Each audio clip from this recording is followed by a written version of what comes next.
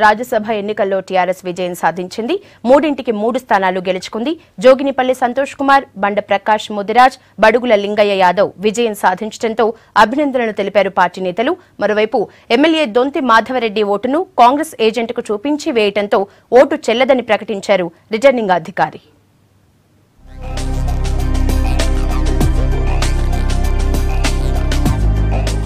రాజ్యసభల ఎన్నికల్లో 3 సీట్లను గులాబీ పార్టీ చేజెక్కించుకుంది. దీంతో సంబరాలు చేసుకుంటున్నారు టీఆర్ఎస్ నేతలు, కార్యకర్తలు. మొత్తం 3 స్థానాలకు 4 అభ్యర్థులు పోటీలో నిలబడ్డారు. టీఆర్ఎస్ నుంచి జోగినిపల్లి సంతోష్ కుమార్, బండ ప్రకాష్ ముదిరాజ్, బడుగుల లింగయ్య యాదవ్ విజయం సాధించారు. కాంగ్రెస్ అభ్యర్థి కేంద్ర మాజీ మంత్రి బలరాం నాయక్ కు నిరాశే మిగిలింది. ఒక పేద వర్గాల వ్యక్తికి, ఒక యాదవ కుటుంబానికి చెందినటువంటి వ్యక్తి, ఒక ముదిరాజు కుటుంబానికి చెందినటువంటి సోదరుడు ప్రకాష్ గారు కానీ, పెద్దలు పార్టీ కోసం పనిచేసినటువంటి సంతోష్ గారు, మాలాంటి వ్యక్తులకు గౌరవం ఇచ్చినటువంటి ముఖ్యమంత్రి గారికి మా కులాలన్నీ కూడా రుణపడి ఉంటాయని చెప్పి సందర్భంగా తెలియజేస్తామున్నాం. మా కార్యకర్తలందరికీ కూడా మా అందరి వెనుకున్న మా కార్యకర్తలకు, తెలంగాణ రాష్ట్ర సమితి కార్యకర్తలకు, ఉద్యమకారులందరికీ థ్యాంక్ యూ వెరీ మచ్. మీరు మా కర్తవ్యాన్ని ఖచ్చితంగా నిర్వర్తిస్తాము. మీరపై చెప్పిన బాధ్యతను సక్రమంగా నిర్వర్తిస్తామని చెప్తున్నాం. ఈ వర్గాలకు ఆత్మవిశ్వాసాన్ని పెంపొందించిన గౌరవ ముఖ్యమంత్రి గారికి మా వర్గాలన్నీ, మాతో పాటు బడుగు బలహీన వర్గాలన్నీ వారికి కృతజ్ఞత అభివందనాలు చేసుకుంటూ వారికి ఎల్లప్పుడూ రుణపడి ఉంటామని తెలియజేస్తూ, మా చివరి శ్వాస వరకు కూడా కేసీఆర్ గారి ఆదేశాలకు అనుగుణంగా మరి పేద ప్రజల అభ్యున్నతి కోసం మేము అందరం కలిసికట్టుగా పనిచేస్తామని ఈ సందర్భంగా తెలియజేసుకుంటూ సెలవు తీసుకుంటాం. శాసనసభ కమిటీ హాల్లో ఉదయం 9 గంటల నుంచి సాయంత్రం 4 గంటల వరకు పోలింగ్ జరిగింది. వెంటనే అధికారులు కౌంటింగ్ నిర్వహించారు.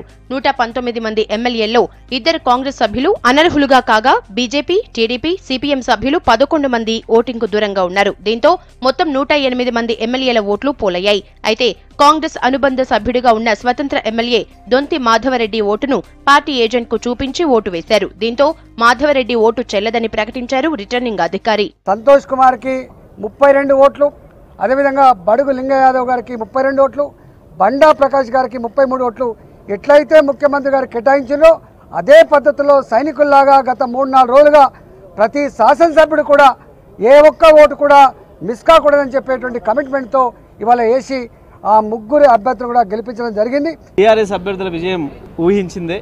అయితే ఇందులో కాంగ్రెస్ పార్టీ దివాలా కోరుతనం బయటపడింది. రేపటి ఎన్నికల ఫలితాలు కూడా ఎట్లా ఉంటాయో ఇవాళ తెలిసిపోయింది.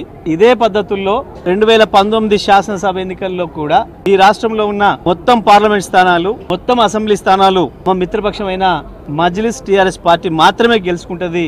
107 ఓట్లలో బండ ప్రకాష్ కు 33 ఓట్లు, సంతోష్ కు 32, లింగయ్య యాదవ్ కు 32 పోలయ్యాయి. బలరాం నాయక్ కు 10 ఓట్లు వచ్చాయి.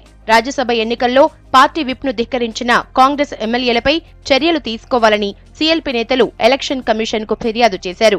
అయితే దీన్ని తిరస్కరించింది ఈసీ. మేము కాంగ్రెస్ పార్టీగా ఇక్కడున్న చీఫ్ ఎలక్టరల్ ఆఫీసర్ కి, రిటర్నింగ్ ఆఫీసర్ కి, ఎలక్షన్ కమిషన్ కి ఆ ఆథరైజ్డ్ ఏజెంట్ కాంతారావు ద్వారానే కంప్లైంట్ పెట్టడం జరిగింది. కాంతారావుకి నాకే ఓటు చూపెట్టిర్రు, ఈ కాంగ్రెస్ ఎమ్మెల్యేలు టీఆర్ఎస్ కి ఓటు వేసిన విషయం ఆయన స్టేట్మెంట్ ఇస్తూ ఈ కంప్లైంట్ ని ఎలక్షన్ కమిషన్ సంబంధించి, రిటర్నింగ్ ఆఫ్ సంబంధించి అందరికీ ఇవ్వడం జరిగింది. రాజ్యసభకు ఎన్నికైన అభ్యర్థులకు అభినందనలు తెలిపారు పార్టీ నేతలు. తర్వాత గన్ పార్క్ లో అమరవీరుల స్తూపం దగ్గర నేతలు నివాళులర్పించారు. 3 అభ్యర్థుల గెలుపుతో రాజ్యసభలో టీఆర్ఎస్ బలం 6కు పెరిగింది.